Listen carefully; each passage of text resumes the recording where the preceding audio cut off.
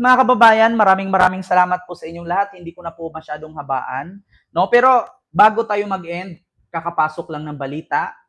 Sabi ni Maharlika, si Ramon Ang daw ang may-ari ng private plane.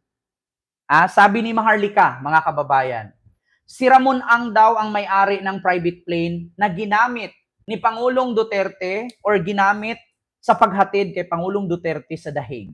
Totoo po ba? Ito maitanong ko lang mga kababayan. Sinumbatan kasi ni Maharlika ang isang billionaire businessman na si Ramon Ang na dati daw tinulungan ni Digong pero trinaydor daw ni Ramon Ang si Digong ngayon.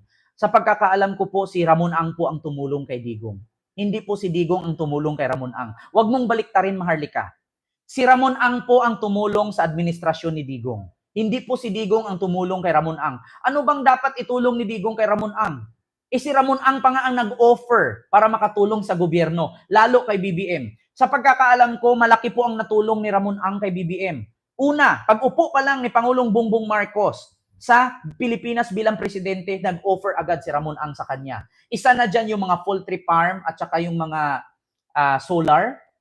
Yan ang pinakamalaking naitulong ni Ramon Ang. Hindi po si Digong ang tumulong kay Ramon Ang, bagkus si Ramon Ang po ang tumulong kay Digong. Speaking of billionaire businessman Ramon Ang, tycoon in the Philippines, business tycoon, traidor daw si Ramon Ang, ayon kay Maharlika. Panoorin natin, para hindi tayo masabihang fake news. Ito ha mga kababayan. Ramon Ang to Maharlika.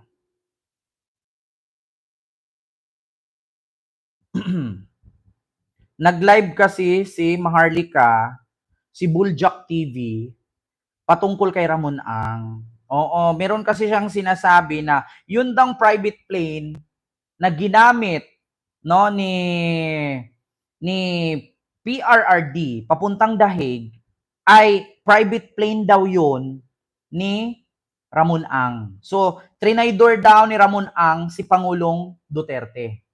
So, ito ha, panoorin natin. Actually, napanood ko to sa live ni Maharlika. Correct me if I'm wrong.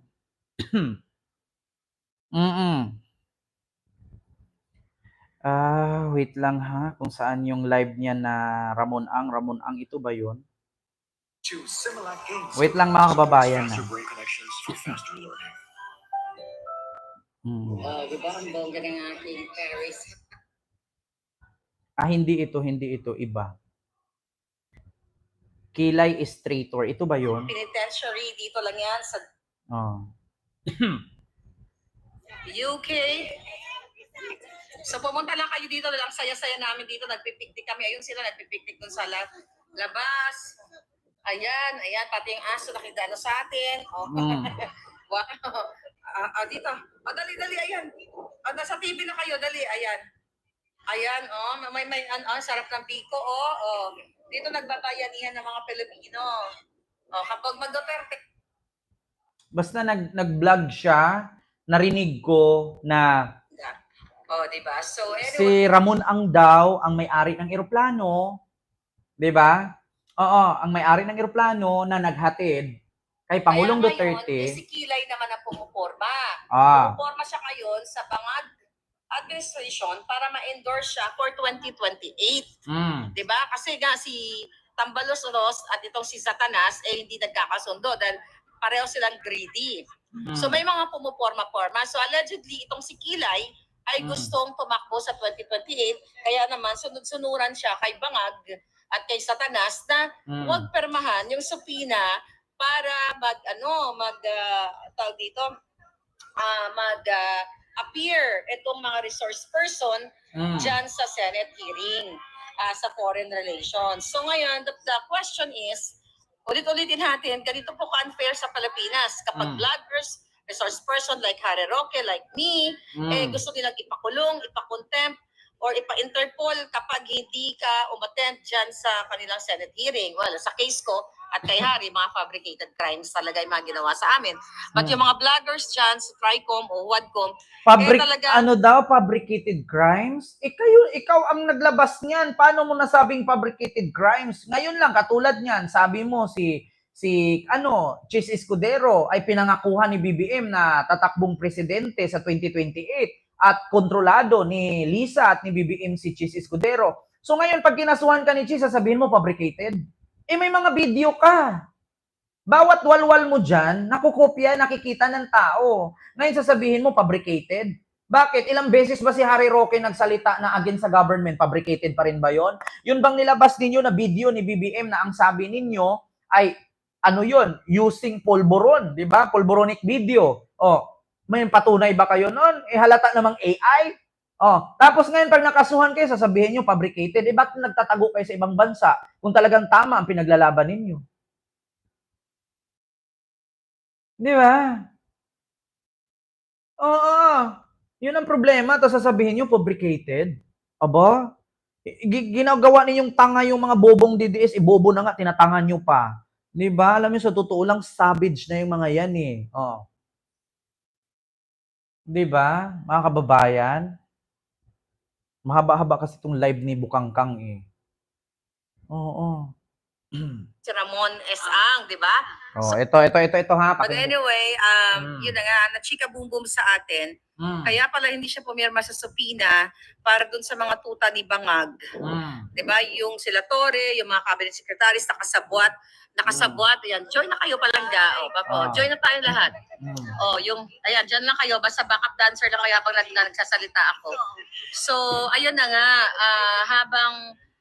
kaya hindi kaya mga kababayan, kaya hindi po pumirma si Kilay sa subpoena kasi siya ay may pangarap na tumakbo sa 2028. So nakipagsabuatan kay Bangag, inutusan ni Bangag, ng gobyerno ni Bangag at ni Lisa Tanas na huwag pirmahan yung subpoena para nga dito sa pagpapatawag dyan sa Foreign Relations Committee kung saan mananagot sila or sasagutin yung mga katanungan kung sino ang nag-provide ng eroplano para abdakin o tukutin si Pangulong Duterte, sino yung mga kasabwat. Sino daw nag-provide ng eroplano? Mr. Ramon Ang. Pakinggan mo po ito. Mula po ito kay Maharlika.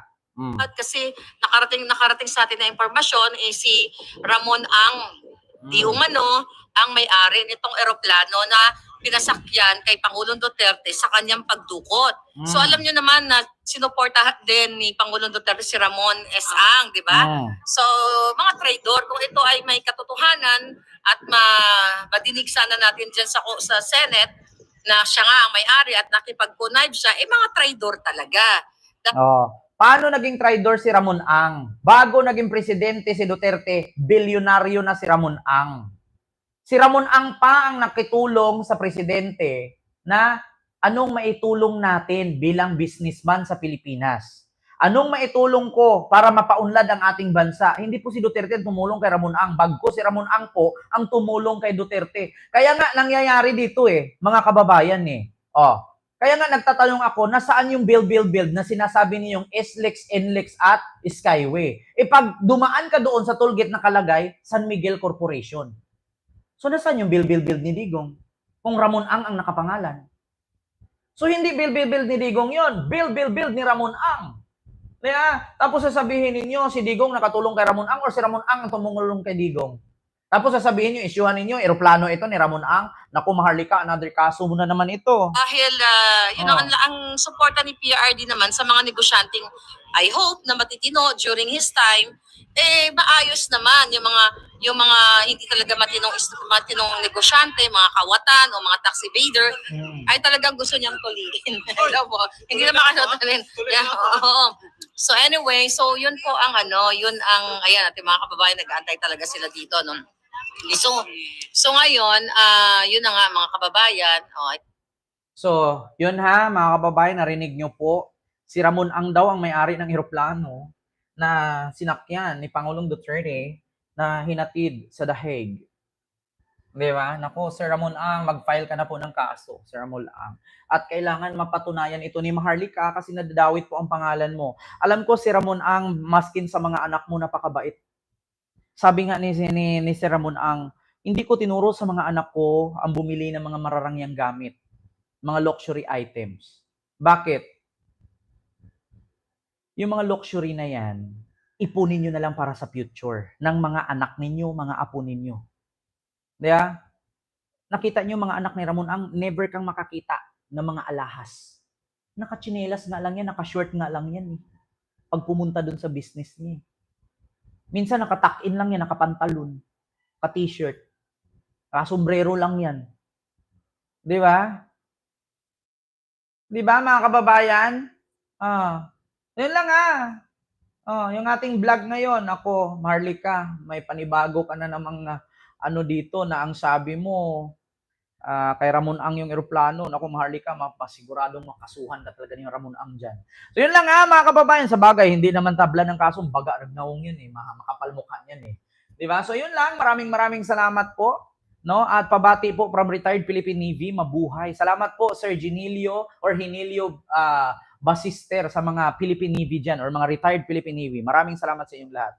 Mga kasundaluhan, kapulisan, at mga guro ng ating bansa. Maraming salamat at sa inyong lahat ng mga gawa at mga OFW